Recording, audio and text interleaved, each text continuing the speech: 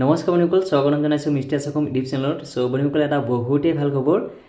নিশ্চয় আপোনালোকে ভিডিঅ'টো থাম্বনেইল আৰু টাইটেল চাই গমেই পাইছে কিমান গুৰুত্বপূৰ্ণ এই ভিডিঅ'টো। এতিয়াৰ পৰা অসমত বিএড যিটো কোৰ্চ হয়, বিএড কোৰ্চটো আপোনালোকে সম্পূৰ্ণ বিনামূলীয়া কৰিব পাৰিব। তো এই ডাঙৰ ঘোষণাটো আমাৰ অসমৰ মুখ্যমন্ত্ৰী ডক্টৰ হিমন্ত বিশ্ব শৰ্মা ছাৰে যোৱা এটা ভাষণত ঘোষণা কৰিছে বা এনাউন্স কৰিছে যে এতিয়াৰ পৰা অসমত বিএড কোৰ্চটো সম্পূৰ্ণ বিনামূলীয়া কোৰ্চটো কৰিব পাৰিব। কোনসকলে এই কোৰ্চটো কৰিব পাৰিব, লগতে আপোনালোকে এই কোৰ্চটো কিমান গুৰুত্বপূৰ্ণ হয় সেই সম্পৰ্কে এই ভিডিঅ'টোত আলোচনা কৰিম। লগতে আপুনি নিজে এই কোৰ্চটো কৰিব পাৰিব নে নাই সম্পূৰ্ণ জানিবৰ বাবে ভিডিঅ'টো প্ৰথমৰ পৰা শেষলৈকে চাব।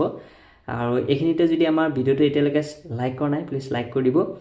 আৰু আমাৰ মিষ্টাৰ অসম ইউটিউব চেনেলত যদি আজি প্ৰথমবাৰ আহিছে, এতিয়ালৈকে আমাৰ চেনেলটো ছাবস্ক্ৰাইব কৰা নাই, প্লিজ ছাবস্ক্ৰাইব কৰিব।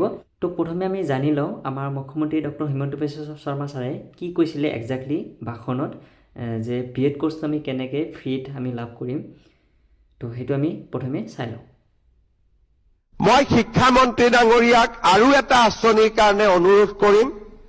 আটাইতকৈ পইচাৰ প্ৰয়োজন আমাৰ যিসকলে বিএড পৰীক্ষা বিএডত এডমিশ্যন লৈছে, কলেজবিলাকত বিএডৰ কাৰণে বহুত পইচা দিব লাগে। দুখীয়া ঘৰৰ ল'ৰা ছোৱালীয়ে বিএডত এডমিশ্যন পৰা নাই। গতিকে বিএড ষ্টুডেণ্টৰ কাৰণে আমি এটা স্পেচিয়েল নিযুত মইনা আৰু নিযুত বাবু আৰম্ভ কৰিব লাগে, যাতে কলেজৰ ফিজখিনি ল'ৰা ছোৱালীয়ে দিব পাৰে।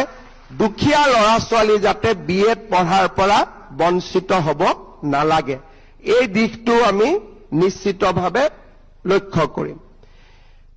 তো নিশ্চয় আপোনালোকে গমেই পাইছে আমাৰ মুখ্যমন্ত্ৰী ডক্টৰ হিমন্ত বিশ্ব শৰ্মা ছাৰে একজাক্টলি কি কৈছে। এই যিটো বিএড কোৰ্চটো কেনেকৈ ফ্ৰীতে প্ৰভাইড কৰিব। তো এতিয়া যিহেতু আমি অলৰেডি গমেই পাইছোঁ যে নিযুত মইনা আঁচনি বা বাবু আঁচনি, ঠিক সেইদৰে আমাৰ এই বিএড কোৰ্চৰ কাৰণে এটা আঁচনি ওলাব। এই আঁচনিৰ জৰিয়তেহে আমি এই বস্তুটো লাভ কৰিম বা বিএড কোৰ্চটো ফ্ৰীতে কৰিব পাৰিম। তো প্ৰথম কথা, এই আঁচনিটো কেতিয়া কোন তাৰিখে বা কেনেকৈ কেতিয়া প্ৰভাইড কৰিব সেইটো পিছৰ কথা। এতিয়া কথা হ'ল আমি লাভ কৰাৰ বাবে কেনেকুৱা ইলিজিবিলিটি ক্ৰাইটেৰিয়া হ'ব লাগিব। তো যিহেতু ইয়াতে আঁচনিৰ কথা উল্লেখ কৰিছে, তো আঁচনি হ'লে তেতিয়াহ'লে আপোনালোকে প্ৰথম কথা আপোনালোকে BPL কেটেগৰী হ'ব লাগিব, মানে মিডল ক্লাছ ক'ব পাৰি, মানে বিল' প্ৰপাৰ্টি লাইন যেনেকুৱা গমেই পাইছে সেনেকুৱা, বা উইকাৰ বা দুখীয়া ফেমিলি মেইনলি, আৰু যে দুখীয়া ফেমিলিৰ যিসকল প্ৰাৰ্থী বা যিসকল কেণ্ডিডেট বা যিসকল ছাত্ৰ ছাত্ৰী আছে সেইসকলে এই কোৰ্চটো বিশেষকৈ লাভ কৰিব। বাকী ইয়াতে যদি কিবা হেৰি হয় আৰু হয়তো ধনীও পাব, সেইটো লৈ আৰু ক'ব নাযাওঁ। প্ৰথম কথা, এনেকুৱা আঁচনিৰ জৰিয়তে যিহেতু প্ৰভাইড কৰিব বিচাৰে, তেতিয়াহ'লে আমাৰ প্ৰথম লক্ষ্য হৈছে যে আমি দুখীয়া পৰিয়ালৰ কাৰণে এই বস্তুটো প্ৰভাইড কৰিব চৰকাৰে। তাৰপিছত আহিলে আৰু এটা গুৰুত্বপূৰ্ণ কথা, যিটো হ'ল আপোনালোকে ইয়াৰ বাবে আপোনালোকে কেনেকৈ মানে এই আঁচনিটো লাভ কৰিব। লাভ কৰাৰ আগত প্ৰথমে আপোনালোকক হয়তো এটা এণ্ট্ৰেঞ্চ পাতিব, যোনটো এণ্ট্ৰেঞ্চ আপোনালোকে কোৱালিফাইড কৰিলেহে আপোনালোকে এডমিশ্যনটো বিএডৰ কাৰণে পাব বা কোৱালিফাইড হ'ব। মানে এণ্ট্ৰেঞ্চটো আপোনালোকে প্ৰথমে হয়তো দিব লাগিব, তাৰপিছতে আপোনালোকে এই কোৰ্চটো লাভ কৰিব, মানে ফ্ৰীতে আপোনালোকে বিএড কোৰ্চটো কৰিব পাৰিব। তো যেতিয়া আপোনালোকে এই এণ্ট্ৰেঞ্চটো দিব, এণ্ট্ৰেঞ্চটো দিয়াৰ কাৰণে মেবি একজাক্ট মই নাজানো, হয়তো 2-3 মাহ এতিয়াও সময় আছে। তো এই 2-3 মাহ আপোনালোকে প্ৰথমে কষ্ট কৰিব লাগিব, পঢ়িব লাগিব, প্ৰিপাৰেশ্যন কৰিব লাগিব। তাৰপিছতে আপোনালোকে এই এণ্ট্ৰেঞ্চত পাছ কৰিব, তাৰপিছত আপোনালোকে এই আঁচনিটো লাভ কৰিব। বাকী বিএড কোৰ্চৰ কাৰণে আপোনালোকে নিশ্চয় গমেই পায়, আমাৰ অসমৰ বহুতো ছাত্ৰ ছাত্ৰী ৱেষ্ট বেংগলত গৈ কৰি আছে বা কলকাতাত গৈ কৰি আছে।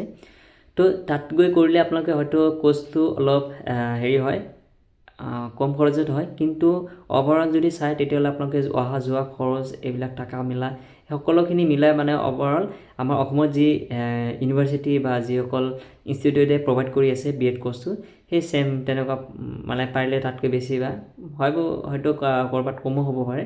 বাকী মানে খৰচটো হয়, বাকী সেইবিলাক পিছৰ কথা। এতিয়া আমি যিহেতু এণ্ট্ৰেঞ্চ পাতিব, এটা সম্ভাৱনা আছে এণ্ট্ৰেঞ্চৰ জৰিয়তে মানে এই মানে আবেদনটো চলিব বা আপোনালোকে কোৱালিফাইড হ'ব যিসকল মানে এইটো লাভ কৰিব সেইসকলৰ কাৰণে। বাকীখিনি কেনেকুৱা কি প্ৰচেছত আহে, কি এলিজিবিলিটি ক্ৰাইটেৰিয়া হয়, সকলোখিনি আপোনালোকক জনাবলৈ চেষ্টা কৰিম। তো তাৰ কাৰণে আপোনালোকে আমাৰ চেনেলটো ছাবস্ক্ৰাইব কৰি ৰাখিব, বা এই ভিডিঅ'টো যদি ভাল লাগিছে শ্বেয়াৰ কৰি দিব, লাইক কৰি দিব। বাকী আজিলৈকে মানে বাই, জয় অসম, জয় জগন্নাথ।